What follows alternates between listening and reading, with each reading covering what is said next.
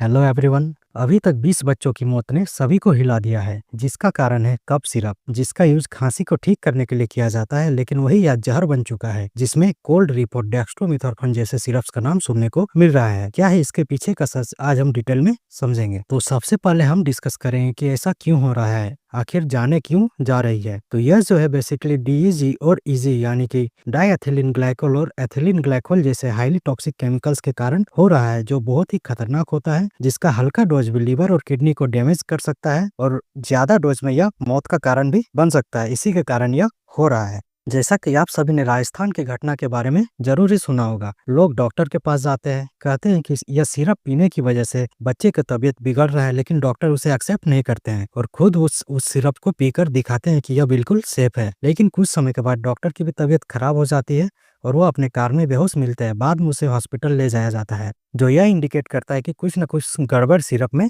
जरूर है। तो अब डिस्कस करते हैं उन कफ सिरप्स के बारे में जिनके कारण ये सब घटना हो रही है। तो सबसे पहला है डेक्स्ट्रोमिथोर्फन कफ सिरप, जिसमें बेस के रूप में ग्लाइसिन और प्रोपिलीन ग्लाइकोल का यूज किया जाता है। ये दोनों लिक्विड इंग्रेडिएंट होते हैं जो डेक्स्ट्रोमिथोर्फन जैसे एक्टिव ड्रग्स को डिसॉल्व करने के लिए इसका यूज किया जाता है। लेकिन प्रॉब्लम तब होती है जब इन बेसेस में कंटामिनेशन आ जाती है, स्पेशली डाइएथिलीन ग्लाइकोल और एथिलीन ग्लाइकोल से। ये दोनों केमिकल जो है बहुत टॉक्सिक होते हैं। इनसे लिवर किडनी डैमेज हो जाता है और ज्यादा मात्रा में लेने पर डेथ तक हो सकती है। नॉर्मली ये केमिकल सिरप्स में यूज नहीं किए जाते, लेकिन जब लो क्वालिटी ग्लिसरीन या प्रोपिलीन ग्लाइकोल का यूज मार्केट से किया जाता है तो कंटामिनेशन ऑटोमेटिकली इसमें आ जाती। तो यह हो गया डेक्स्ट्रोमिथोर्फन सिरप के बारे में। अब जो दूसरा सिरप यह है कोल्ड रिप, जिसे श्रीसन फार्मास्यूटिकल बनाती है, जो अब केरल, तमिलनाडु, मध्य प्रदेश और कई अन्य राज्यों में इसे बैन कर दिया गया है। दरअसल जांच में यह पाया गया कि इस सिरप में डाइएथिलीन ग्लाइकोल नामक जहरीला केमिकल मिला हुआ है, जिसका परसेंटेज 46.2% इस सिरप में पाया गया है, जो कि तय मात्रा से 462% यानी कि 462 गुना अधिक है। इस केमिकल का यूज ब्रेक और पेंट में किया जाता है, जो बहुत ही टॉक्सिक होता है। इसी कारण बच्चों में किडनी फेलियर और कुछ की मौत की भी